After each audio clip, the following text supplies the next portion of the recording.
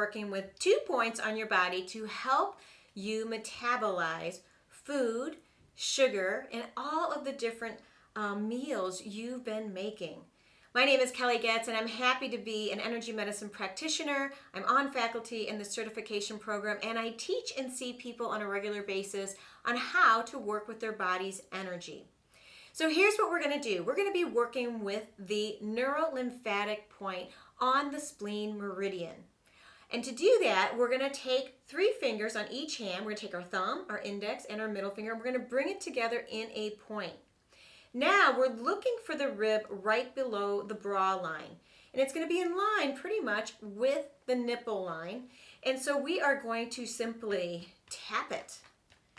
As we're tapping this, we are supporting the spleen in metabolizing food, releasing toxins, and we're also helping with our weight management. It can support you in maintaining your weight and can even support you in losing weight. So this is a great thing to do before, during, and after a meal. You can also simply rub underneath the bra line to get that energy moving. My name is Kelly Goetz, and thank you for being with me, and I am wishing you an infinite love and gratitude day.